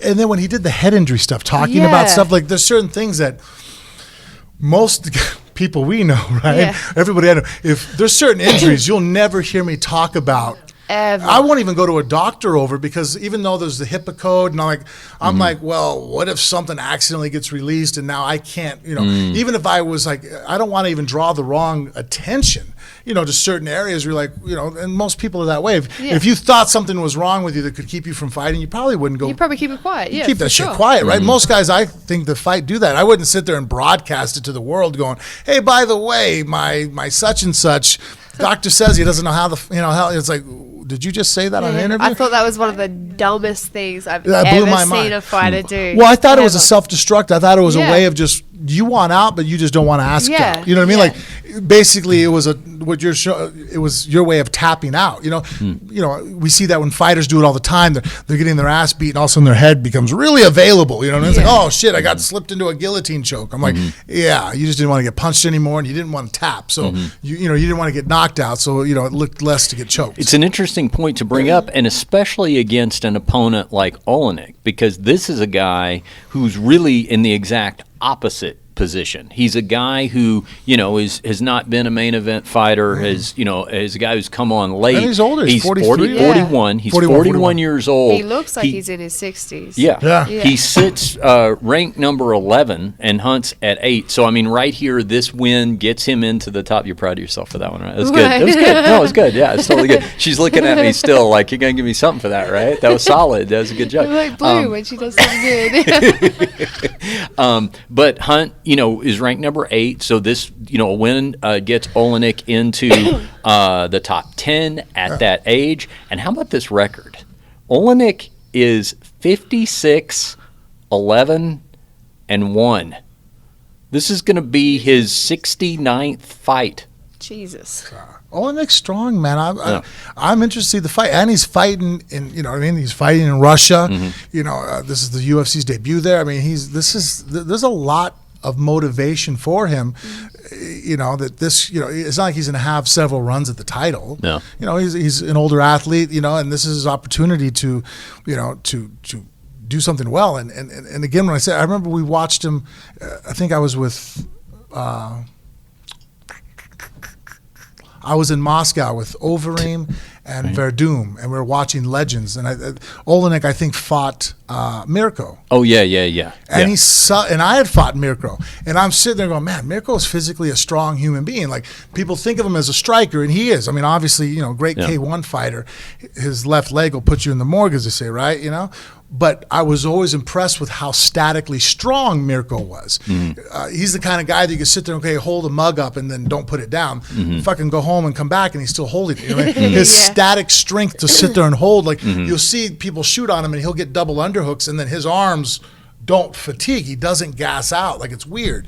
And then as I'm saying this, Oleinik is really fighting to get him down. And I mean, he's struggling, and just basically, more tenacity than slickness gets Mirko finally to the mat. It was in a ring with ropes, and then once he got him down, he submitted him with a head and arm choke. I mean, basically like headlocked him, scarf hold, whatever you want to call it, and he's sitting out and squeezing like the old Mark Hammer, the Hammer Coleman. I'm like sitting there watching him, like going, he's gonna gas out. You know what I mean? That doesn't work. And then I see Mirko tap. I'm like, oh shit. And then Mirko didn't tap because he was just not feeling like being there. I mean, you could see the disgust in his face, and he was upset. He did not want to tap. I mean, he was just being crushed by that guy. I'm like, fuck, that's a strong human being. I mean, pound for pound, that guy has some, definitely some crunch power. Yeah, great opportunity for him this weekend. All right, so before we adjourn, we have got to give a Wimp to Warrior update, because Jessie and I talked about the next time she came on the podcast. That's actually something we wanted to make sure we did.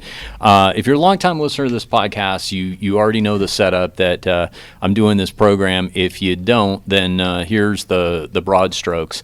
If you go back a couple of months, we had Richie Cranny on the show. And his partner Nick, who have this program called Wimp to Warrior, and they're from Australia, like Jessie is.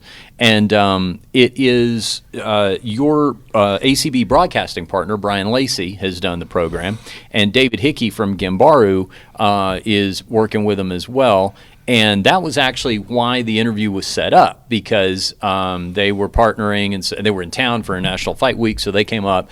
And I swear, all I thought I was going to do was interview them. Yeah. It had never occurred to me that I would be doing this program. And Frank, you were actually out of town. So we do the interview. The program is this. The program is, Jesse, you guys take men and women who have little to no experience in any sort of martial arts. Yep. And everybody trains together for a period of about 5 months, 5 days a week. Yep. And then at the end of that 5 months, there is an actual amateur fight card that everybody can participate in if they want to. That Yeah, part you is don't have to. not mandatory. I would but- prefer y'all did. Sure, But but that is the gist of the program, and then your coaches are professional fighters like Jesse is, and this is a global program. This thing goes on all around the world with big name gyms that Yep. you have heard of. Syndicate here, of course, in Vegas, but SBG over in Ireland. Connor's gym. Right. Weidman just started On one. the East Gilbert Coast. Melendez. Yep. AKA's doing AKA, one. Yep. yeah. So it's all big names that you've heard of, and so when we did the interview, in fact, if you have any interest in this at all, and I know some of you do, by the way, because I'm hearing from listeners now. I just heard from one of our listeners who started it, I believe, up in Portland Yeah. because he heard about it on this show. Yeah, awesome. Yeah. That's SBG in Portland as well, isn't it? I think so. yeah. Yeah. So, but you go. The website, by the way, is wimp2warrior.com. Wimp, the number 2 warrior.com. So, so we had Nick and Richie up here, and Richie did such a great job of explaining this. And because to me, I told him this after the fact. I said, this is the sort of thing to me that if it wasn't done by the right people, this could be a horrible idea, Yeah. like terrible idea, right?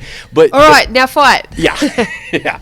But they put together such a top-notch program, and he came up and he talked it up, and he started talking to me on the show during the interview about doing this, right? And so We may have already discussed it Oh, before did he you? came on Did the you show. guys have a little powwow Yeah. about this? Oh, Yeah. okay. I didn't know that part. Well, he was very good at it. He was very persuasive. And then, now here's the thing. He had my cell phone number. So I think we taped this interview on a Thursday. So he starts texting me through the weekend. He's like, "What are you thinking about, mate? What's going through your mind right now? Now's the time." All these like motivational, like seize the moment, all this kind of stuff going on. And so by Monday, I'd made a decision to do this. So here we are now, Jessica. Let's give everybody an update. 2 months in, Yep. basically 5 mornings a week. We get started at 7 a.m. Monday through Friday. Each day, Frank has a different discipline assigned to it. Monday's jiu-jitsu, Wednesday striking, etc., things like that. There's a strength and conditioning day. And I got to tell you, I am so... How do you like the strength and conditioning? It's good. Yeah. Have you ever I'm really lifted weights before? Not really. I mean, some, yes, but I have never done it under a program, because this is a lot of like kind of movement coaching and circuit, and it's not. I mean, there's weights, but it's not just weights. Yeah. So when it's you're a done whole. with this, are you interested ever maybe going to the gym with me and like doing a base program to build strength? Oh yeah, of course, yeah, we could do that. That's like this is awesome. my first time See, with this program connects people. Yeah. Well, what it feels like actually and this will be something that maybe a UFC fan would get. It makes you feel like you're in one of those countdown episodes, because you're running with the sled, with the weight, and, doing all those kind of things, bouncing the balls and all that kind of thing. So basically, Have you kind done of any CNS stuff like jumping, explosive, like? Oh yeah, we do all that. That's We do actually all so that. important for you, especially as we get older. Yeah. I tell people all the time, like, right? My biggest thing that like I do on all my exercises now, like whatever day, like if I'm doing legs, there has to be some kind of jumping that day. If I'm doing chest or tricep or pushing or any type, I kind of just do a simple push-pull program. So on a pushing day where my extension muscles, at the end I'll finish with press, throwing a ball in some way, or throwing against the wall, explosive, a clapping push-up, some kind of ballistic, or a plyometric movement, because it's your central nervous system. That's what we lose as we get older. People are still strong as they get older. You don't really lose as much strength as people think. And you see guys that are fit all the time, but you say, hey, can you jump up on a wall? And most people can't. It's not because they lack strength, but they don't have any more explosion left in their body because they've let it just go dormant. And it's so easy to get back. I think people also, when they think of strength training, like they think about just lifting weights. I always like to think about training athleticism. You know, that was one thing after my last fight that I came back to my strength coach with, and I said, I don't want to just train strength. Like, I want to train athleticism. And that's all exactly that. Every time we do a lift, like there's a jump or there's a sprint or something like that right afterwards, you know? Yeah, this program, it's kind of like a 5-month fantasy camp, kind of, because you can get, even if you don't do the fight at the end, you get all the experiences of, because even like with me, I had some jiu-jitsu experience, which is more, I mean, it's most people are going to come in with zero experience, and that's fine. But the thing is, having that experience, I didn't have any striking experience. So this is all new to me, putting on gloves for the first time and learning striking mechanics and things like that. So that's where we're at. So you take it from here, Jesse. Kind of explain to everybody where we're at 2 months into this process, because this is a very pivotal point. Yeah. Because now, Frank, next week we take a week off, and then after that, apparently something changes. Yeah, it's so fight explain, camp. Okay, it's explain, fight camp. So what does that mean? What's going to happen? We're in week 10 right Yeah. now.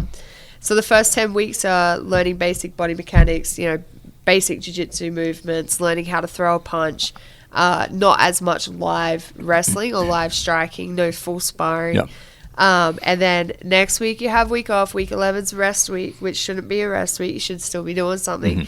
And then from week 12... Is it like a deload then you try to tell the guys to do? Yeah, like I always say, you know, try to get an hour in, whether you go for a run, whether you sit at home and shadow box, practice your sprawls, stuff like that. Like, practice specific movements. Don't just be lazy for a week, because I promise you, when we come back on Monday, it's every day is going to have live rounds. Every single day. Like, the structure changes. Instead of being, like, if we train for an hour 15, instead of it being 55 minutes technical, 20 minutes live, it goes 55 minutes live, 20 minutes technical, you know? So we're going to have a full sparring day every Friday. Hopefully all the equipment will be in, and then we'll be beating each other up. I get to jump in, start sparring with you guys. I know one of our other both of them, Casey and Corey, have been in grappling with the students. I saw Corey beat the shit out of Bill, who's our like biggest super athletic dude, you know, like he's about your size, never really done anything before, but just naturally athletic, just picked up. Yeah. Like, is going to murder someone, which I'm super excited about. Yeah.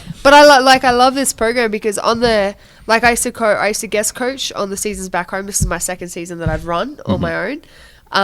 And on our last finale for season 1 was one of the greatest fights I've ever seen, like out of any pro, amateur, just one of the greatest fights between Mark and Ken, who have both come back to do the season a second time. Yeah, there's a couple of guys in there who have actually done the program before. So this will be their next, they're actually coming back and doing it again. Yeah, and they fought each trying other. to see if we can get Bella to do it when she turns 18. I'm like, Oh, yeah. We're not going to let her do it. No, Bella would be way too experienced to do it that's- anyway. yeah. She'd murder someone. Put it this way, he was on the verge of being too experienced. Yeah. Yeah, they want it Yeah, to be... it's like nothing. Like, Yeah. Kent, They like, don't want sandbagging guys coming in Yeah. with blue belts in jiu-jitsu or some guy who wrestled in college. Like, Yeah. you're not going to get in. This is for people like Brian Lacey who are truly like haven't done shit. Nothing. Or, you know, I mean, Richard being a blue belt in jiu-jitsu actually was brought up. It's like, well, you are a blue belt in jiu-jitsu and you have done a competition. Like, that was pretty much, I mean, he was right there pushing the envelope of experience to accept somebody in. see, if Yeah. you had like that level of striking, I probably would have said no. But because it's grappling and you've got to get it there in the Yeah. first place, it's like, She it's actually, kind of a gray area. The reason I got in is because she saw my level of striking, and she's like, "Oh, this is a wash." Yeah, we're- Oh, okay. I see. Now we're back We're to fine. even. Yeah. Okay. Now for our listeners, then Jesse, and don't worry, don't hold back. You're not going to hurt my feelings, no matter what. It's easy for me to say that. But give everybody an assessment of how I've been doing. What have your thoughts been? So I'm going to say one of the things that I'm most impressed about by you is that you always stick around when we do our extracurricular stuff on Wednesdays and Fridays. Yeah. Because that, to me, like, my biggest thing with this program isn't even to see how people advance technically. It's to see how far they can push themselves and how dedicated that they can be. Because there's only so, like, we've had quite a few people quit, you know, when it gets too hard. So there's only a certain level that I can push you. It takes like a special sort of character to go through that hour and a half or whatever it is, feel like shit, and still go, all right, I'm going to stay for an extra 30 minutes. Yeah, because they're intense workouts. Yeah, I mean, some of these days are like... Especially when we're doing the striking and the wrestling, you know, they suck. I know they suck. I never stick around for an extra 30 minutes after practice, that's for sure, you know. So the fact that you're one of the few that do that impresses me a lot. No, Your thanks. striking still has a lot to work on. Yeah. But there's like, I always feel like it's the Forrest Griffin route, you know. So Forrest was never the most athletic, was never the most technical, but the one thing he has over a lot of people is work ethic. He works and works and works and makes sure that he outworks everyone. So that to me will make you more successful than being naturally athletic, which I'm sure like a lot of athletes are going to tell you the same thing. You always see the people who fail the quickest or who fold the quickest are the ones who are naturally gifted but lack heart. So there you go, Frank. One and only time I'll ever be compared to Forrest Griffin. It just happened. Yeah. I'm the Forrest Griffin of Winter Warrior. Yeah. I'll give you that. Thank you. No, and I've told you that. I've had those conversations with you that my athleticism was actually a hindrance as I got better as a fighter. Because at a lower level in local gyms, without knowing how to fight, I smashed everybody. Then once I got to a level where other people knew what they were doing and were good athletes, I never experienced until I got in the middle of my UFC career, no one ever handed me my ass before. And so that's kind of an awkward situation. The first time you get your ass kicked is on camera in front of fucking 500,000 people. You're like, oh shit, you know. And then, you know, most people are used to getting their ass kicked as a young child or growing up and learn how to battle their way back. So there's advantages to, you know, actually, like, that's why I always tell people, me breaking my leg and for many years losing that, and now that I gained it back and it's like a full circle, like, I think that actually was probably one of the best blessings I've ever occurred to me. I agree with that, because I know, like, in a lot of gyms I've been at, I am very athletic and I learn really quickly, you know, and I know I'm naturally strong for a female. So I get real lazy with stuff, honestly, because I know I can just be athletic and strong and explode out of stuff. So I'm like, I don't need to do extra drilling. Like, I don't need to learn that. And then it's only, which is one of the reasons why I moved to the States, was because I was experiencing that back home. And then I come out here and there's these like little dudes. I've only been training for 7 years, you know, and there's these little dudes who've been training their whole life who are a lot smaller than me, who are so fucking technical and beating the shit out of me. And I'm like, oh, I can't just explode and be athletic. Like, I actually have to learn. You know, so 100% being athletic can be a hindrance, because I've personally relied on it a lot. And then realized that it's only going to get you to here. But if you want to be one of the greats, you have to be technical as well. So then that's when it becomes a gift. And the unknown is scary. So that's why I tell people, like, getting your ass kicked is actually a good thing, because you become familiar with it. And when you're familiar with it, your heart rate doesn't skyrocket. You sit there. Now I've been mounted so many times in my life. If I get mounted, I'm not freaking out. I'm like, okay. Me too. Well, it just stays as a mathematical equation. Like, I mean, honestly, like, because of that, you should be no different in emotion whether you mount somebody or they mount you. It's just math. It's just, really, honestly, it's a mathematical equation. If I have you mounted, I'm working for a submission and I'm trying not to lose position. You have me mounted, I don't want to get submitted. I want to improve out of the position. There should be no, but if you're not used to being there, the first time you go there and you feel it, people panic. Oh my God, I'm mounted. And it's like, you're not even thinking about how to get out of the situation. You're just freaked out that you're in the situation. And that, you know, it takes time to be there. And if you're really athletic, I always tell you it's a curse, because it's like, well, the first time the guy was ever on his back was then. You'll see guys that are phenomenal on top, and then all of a sudden they get tilted one time and now they look like a turtle. It's like, well, that guy sucked. I'm like, that dude's never been there. He kills everybody. He doesn't know what it feels like to be in that position. He panicked, you know. What about a perfect example for like a high level fight is Yair and Frankie Edgar? You know, like Yair was used to just being this phenomenal striker, you know, and then all of a sudden got put in a position where he had no answer for it, and then he hasn't fought since. You know, it can break you psychologically. And you either go and sit there and go, well, shit, I don't like how that felt, I'm going to work on it, and you rise to the occasion. Or you sit there and go, I don't want to feel that anymore. Fuck that, I'm going to avoid it. You know? Yeah, it's a great program because, you know, the other thing is too, I mean, everybody gets to be friends and all this sort of thing. And then there's this kind of like pack mentality of like if you miss a workout, like Jesse will text you, what's going on? Where's everybody at? And I mean, there's an accountability there, you know? Remember what I said I was going to start introducing when people missed a workout without telling me? Today?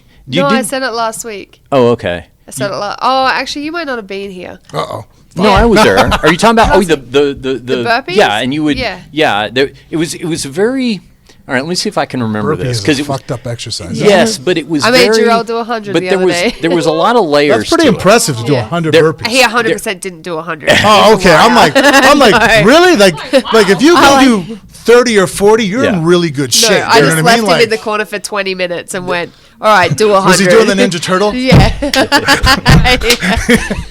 there were a lot of layers to her threat, Frank, because it was something to the effect of you got to be here every day this week, and if you're not, there's going to be this certain number of burpees. But then there was like, but then if you don't do those, then everybody's going to do them. Yeah. And then if you miss a day Yeah. without giving me a good reason, Yeah. then the next day you come back, you're going to do burpees. And if you avoid coming back on that okay, day, that's what it was. Yes. when yes, you come yes, back, yes. everybody's doing burpees. That's what it was. Yeah. So there was a second So layer. everyone's getting punished for you fucking up. And then she made an even more vague threat today. She said that if anybody... a lot of anger in you, dude. Yeah. A lot of anger.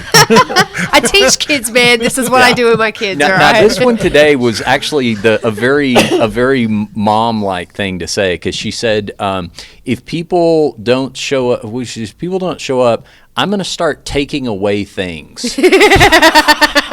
That's it. Like what? Mouthpiece and cups? You're like, no cup for you. It's fine. No gloves, guys. No gloves. Water breaks. Yeah. It was if you don't turn up, you don't get a fight at the end. You don't get to be involved in the finale. Yeah, Yeah. that would suck. I mean, actually, to me, that's the motivation, is just knowing that there is this big challenge at the end. That's kind of what keeps, I mean, honestly, that's the only thing keeps me doing it, but it's like, that's something that's in my mind. It's like, if you don't read the book, how are you going to do the book report kind of mindset? Yeah. You know? And On the last note on burpees, Mm-hmm. I think I'll have to show you the video like tomorrow, Jim, or whatever, when we have more time. That was the other day with my two boys. Mm-hmm. It blew my mind. That made me super, like, in fact, I videotaped it. There was their like opening practice for football, like, and this was back here, it was in the middle of July, or was it the end of July? When did they start football practice? Well, it was fucking hot out. So we're out there at 7 o'clock, 8 o'clock in the morning. It's already 90, almost triple digits, right? So the coach is just grinding the fuck out of them. I don't even think they brought a football to practice. Like, it's just calisthenics, and they're just basically beating the shit out of them. You know what I mean? Mentally, seeing who's going to break and who they can get rid of right off the bat. So they're doing up downs, and at one point they're doing I about love 50 up of downs, them, right? yeah. Chopping their feet, and they have to basically do a sprawl. So it's like an up down's essentially a burpee, except for you're marching, you're chopping. we've your feet. done them. Corey Yeah, does yeah. them, yeah. Chopping your feet, whistle blows, you go to your chest, you do a push-up, boom, and you spring back up to your feet and you chop your feet, right? So the thing was that everybody, one by one, you see kids quitting and not continuing or really half-assing it. The two athletes on the field that were doing it the whole time was Cage and Ronan. Like, I'm sitting there, and they were the first ones up every time. Like, if you That's watch, awesome. boom, they'd hit, and I'm like, why? And Cage is an extremely talented athlete. I mean, Ronan might be, but he's 9 years old. He hasn't came upon himself. Cage it's hit him. The freak of nature aspect of his genetics are starting to come on. So I'm thinking, he gets away with stuff. He's stronger and faster than everybody naturally, right? Sure enough, he's sitting there doing it. I'm grabbing my phone, and Mrs. Rostov, I'm like, shh, hold on, look at that. And He's mentally stronger than everyone too. that's freak athlete. Yeah, that made me happy, because at his age, I wouldn't have done that. Yeah. I would have been the guy who's looking at the coach. Are you going to watch? Wait for him to turn around. Take a break. Look for my breathers. You know what I mean? Like, I would have probably at that age 100% would have strayed away from adversity, not ran face into it and took on the challenge. And he didn't know that. I mean, he probably didn't even realize at his age how much that meant to me to watch that and going, Yeah. holy fuck. Mm-hmm. And then Ronan, who's, 60 pounds, still bouncing up too. Like he's sitting there and running and going hard. I'm like, wow, like the tenacity about him. And I'm like, all right, cool. That's awesome. Yeah, That's really fun. Yeah, Jesse- that's So when you talk really about those cool. type of things, being bigger, stronger, faster, being smart, those are things that are tangible, and some of them are birthright, man. But work ethic is something that you Yeah. own, and that's why I'm very impressed by work ethic. Jesse and Chelsea, when Frank just told that story, it was in great detail and there was a lot of color. And what goes on in my mind is I'm still stuck back at the very beginning of the story thinking, fuck, Cage's dad went to a practice. Are you kidding me? God damn it. So, I always tell Frank, I said, if you ever need to really scare these kids straight, gather them together one time. Let me explain to them about how it could have turned out, right? You don't always have the super dad that's always involved and always going to all these practices and all this kind of stuff. Makes me bitter. Anyway, but yeah, so the program's cool. Program's going awesome. It's funny because I'll text Frank about these things. I do have a kicking issue going on because after kicking days, one leg comes home all right, and the other one looks like something's going on.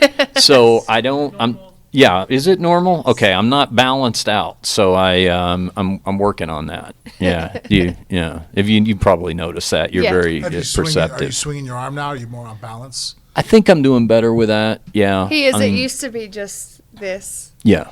Now we're getting a bit of Yeah. we're getting a bit of momentum. Yeah. Yeah. But it's like a baby deer learning to walk, you know what I mean? Some people just don't know how to move their body yet. Well, Yeah. that's why I try to explain things. Like whenever he asks me questions, I mean, you've seen me when I teach class. I try to really. I think that if you really understand something, you should be able to explain it in a very simple way. Yeah. Sometimes I've talked to guys that know a lot of shit, but then sometimes the way they explain it, I'm looking at them going, I get what you're saying because I know what you're talking about.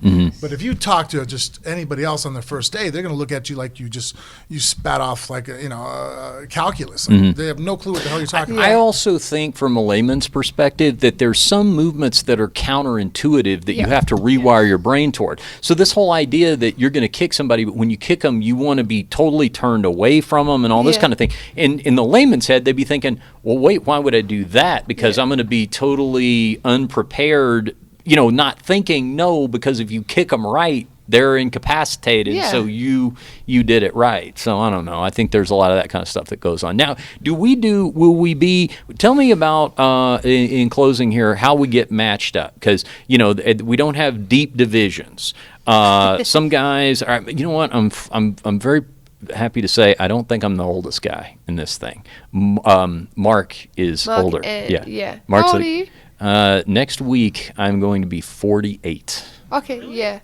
Yeah. Yeah, I thought you were. I thought you were like 10 years younger than that. Thank you. Keith is mid-40s as well, but Mark. Let's see Mark how I look is- at the end of this thing. Mark but is thank you. 54. Yeah. Yeah. Yeah, there you 54, go. 50, It's a yeah. case for the vegan thing. Yeah. I think I've held up okay to this point. I think but- honestly, screw the vegan thing. Because I've seen some vegans that don't look fucking good. Nah. Honestly, the reason why no drinking, no smoking, man. Yeah. Fuck. That's actually the easiest part Yeah. of the whole camp is when a lot of times on the way out the door, like on weekends, Jesse will be like, make good decisions. And I'm Yeah. like, "Pfft, I got it. Easy. Yeah. Just go hang out at the bar. It's for all you other alcoholics in here. Yeah. No drinking. so- I'm still working on that. One day I'll get that one right. So when we get matched, so to explain how that works, like with the matchups, and because you can't have guys that are 40 pounds apart in weight or whatever, but how do they do that? Kind of thing? Like I had a few weight discrepancies in the last one, but technically the matchup was really good. So it really depends on, like, I already have probably 90% already planned out, like I have from day one, based on what I've seen from everyone in training. So I kind of I solidify that at about 6 weeks through. She knows who you're fighting. Right. So what's her name? Are you gonna braid your hair for the finale? I have to. Or are we gonna leave it out? No, I have to braid Dude, it. I You're used to our favorite, wear, right? Yeah. I used to wear mine out all the time. I can't. The only way. What if we just crossbraid the front and leave the back out? Be like a mullet, a faux mullet. Yeah, whatever you think. Yeah. Jennifer's a hairstylist, so she's actually done good braids before, like for jiu-jitsu. But it's the only way that. Cornrows. What's up? I think you'd look rad with cornrows. Yeah. It's actually the only way I can really hold it down. Like, because, in practice, I'll just do the top knot thing, but I have to, with that, I can stop and adjust it if it falls out. We can't be having that in a fight. So it'll probably be full cornrows. Yeah. I mean, obviously, we're covering the important questions first. Cornrows. Oh, well, and the other thing, too, is, I think you guys know that I'm Frank's backpack specialist in his fight camps, and so he has asked that he be allowed to return the favor. So he's my backpack specialist. Absolutely. So we actually do like a weigh-in and stuff. I can't like let that, you right? corner him, but I can let you be his backpack. Oh, wait a minute. I can't corner him? That's You can't Richie. corner him. Richie said that he could. Maybe you can be secondary. I'll be a second. But think about it. That's not fair to whoever he's matching up Fuck, against. no, it's if not. he's got he gets one of us. You'll have me and one other coach, and then Frank can be Waterboy. Okay. I think I can handle that. Honestly, it's more of a security blanket than anything else. Oh, he can be there for got sure. you, He can be in your corner. Yeah. And I'll say all the things to screw up the other guy and fuck with his confidence. Yeah, that's what I do as well. I'm Frank Mir. I just need at least the Frank Mir. I just need at least one person who's seen me cry. You know what I'm saying? Yeah. Frank said, he actually got we got some attention when Cormier fought Jones, and he cried after the fight in the cage and everything because Frank said that he wouldn't have done that, and so there was a lot of online debate about Frank's comments. But I said, listen, if that had been me, I would have been crying. The only difference is I'd have been crying in the on deck circle, like when they're checking doing the Vaseline, checking the cup. And I told everything. people I'm not against crying afterwards. If you want to Cry win out and the you back, lose, man. that's exactly. Yeah. That's exactly what I've done. I've been there. My wife can contest to that. Yeah. I've walked in the locker room and they want to start doing drug tests and everything else, and I'm like, give me a second. Yeah. I need to go in the bathroom. Like, what are you going to do? I'm going to go cry. Leave me the fuck alone. I've had I to just lock tell people, myself in I go in the bathrooms. stall, Yep. shut the door, bawl for fucking however long and fucking until you dry up, and then I'll go out, wash my face in the sink, and I'm like, all right, now what do I got to do? That's actually, and that you probably made it a little easier on the person overseeing the drug testing, because the only thing more awkward than watching somebody urinate is if they're crying uncontrollably while it's happening. Then it's Diluting just- down the sample. You know what I always find weird when I have to get drug tested when I do the urine test is that they want to have a conversation with me while I'm trying to pee. In front I gotta of them, fucking and ask you a question. I fucking can't do it. Oh, how's your day been? Oh, so you're teaching kids Okay. class later. I'm like, man, I don't want to talk about the kids while Yeah. I'm trying I have to pee in ask. front I of never you. thought about this until just right now. When we get drug tested, they look at you, right? Yeah. So I sit there and I angle my way. You're kind of facing the urinal, but then the drug tester is watching you and they're staring at your penis. You know what I mean? And that's usually when I crack a joke, like, how many penises have you had to see today? You know what I mean? But as a female being drug tested, like, So you got to do. I'm going to do a real quick demonstration. Oh, sure. I'm not going to take my so pants do they off. watch you? Yeah, so they watch you, but then you got to do like the little boy peeing thing, Okay. so that they can see that you're not Great, Nothing great, hiding anything. Yeah. great reason to subscribe to our YouTube channel if you want to see that demonstration. What's the little boy? The peeing? little boy peeing thing, you know, where they like pull their shirts up, Yeah. and they pull their Oh, pants all okay. the way down. That is, yeah. I get it. Yeah, you walk in there, you go like that happens. That still happens to me sometimes. If you go like my Ronan's lower school, right? Yeah. So you have kindergarten through 5th grade, and there'll be a parents' night, and you'll walk into the bathroom, and there's other little 1st graders and 2nd graders there, and you'll walk in. There's always that 1st grader with his pants down, but All the way someone down. hasn't showed him yet All to be the like, way up. "Oh, dude, you just got to pull the front open, man, just to get it out." You know what I mean? You walk in, especially nowadays time. Like if I walk in, I got to make sure there's other people in the bathroom too. You know what I mean? Just like I'm not walking in here with a 6-year-old with his pants down. You know? Urinal etiquette is, there's a lot to it, that people don't realize. Yeah. Okay. So I broke it with you. Actually, You stand right next to him. Oh yeah. Yeah. yeah. And then I messed up, with him because we're Richard? friends. I'm Yeah. like, holy shit! So big dick's not a joke. That's actually. Yeah. And there's just some guy in the restroom while that's going on, just some other guy. Do you know why I do it to my friends? It's because my whole life I don't get personal time. I was just at the fucking airport at McCarran. I had to go to the Yeah. bathroom, and I don't know why, but they put a fucking mirror across the whole way. So as I'm taking a piss, I guess I could see the advantage. You could see yourself. The disadvantage is I could see every motherfucker next to me, right? Yeah, and if try not everybody to make eye contact. right, Yeah. eyes forward, right? But the Right. problem is that people recognize me, and then while I'm taking a piss, I get people to do the. Oh no. And then I'm just sitting there, I'm like, fuck. I saw Frank Mir's dick at the airport. But then it's just like a guy staring at you while you pee is an awkward fucking moment. Do you know what I mean? do you think it's more awkward if they're staring at your crotch or if they're like staring So in your far, I eyes? haven't caught anybody really staring at my pee. But I think the eye contact. yeah. Eye contact's weird while you're peeing. You know what I mean? Like, Yeah. It's just. Mm-hmm. Yeah. It's like when you grapple with someone and they just make eye contact with you the whole time. What? You've never done that? No. Yeah, because it's creepy as fuck. Hard. Yeah. I don't think in all my years I've ever rolled that anybody's done that to me. Or like they're in your gut and they're just staring into your eyes as they're trying to break it. Yeah. That's a I good. was like, Yeah. "No way." Yeah. That's My a- vision's almost not even. I mean, like I'm able to see, but I don't think I have. It's weird. Like it's all peripheral and touch. Yeah. Like I mean, like I couldn't even tell you what I'm looking at while I'm wrestling or grappling. Yeah. All right, like you're just kind of like I mean, like fucking Rain Man. That's But have a- you ever sparred with someone and had them look directly into your eyes instead of like most people look at the collar? Yeah, Yeah. Have you ever had someone? I've Jordan. been- Jordan from the gym. He does that. He Hmm. makes direct eye contact while he's sparring you, and it's like he's an odd I don't dude. know what. Yeah, I don't know what's about to happen. Why are you staring that's at a me? pretty good strategic Yeah, it's advantage when you creepy, think man. about it. All right. Well, let's conclude this one because Frank has to shuttle his family off in various Ubers. Check out wimptowarrior.com if you want to see more what we're talking about, especially if Have a look at the you Wimp wanna- to Warrior Las Vegas Instagram. Yeah, that's 'Cause there'll right. be It's videos got and its stuff own like that, got yeah. its own Instagram I think it's account. wimptowarrior.las Vegas. Yep. And while we're doing that, tell everybody how they can find you on social media, Miss Jesse. Jess on everything. Everywhere. And Chelsea Ray MMA on Instagram. Very good. Frank, tell them about the Amazon banner on the front of phoneboothfighting.com. It's still one of the easiest ways to help us out at the show. I don't have Mrs. Mir using it yet. I'm working on it. So if you want to be better than Mrs. Mir helping the show, go to our phoneboothfighting.com. There'll be an Amazon banner. You click on it. It transports you directly to the Amazon website. You do all your shopping, and a small percentage of your purchases come back to here at the show. That's That's it. cool. Yeah. It's Yeah, Oh get to see man, what do you you buy. know how much money I just spent on Jurassic Park shirts on Amazon? it. Over Damn it. $400. I did not know that.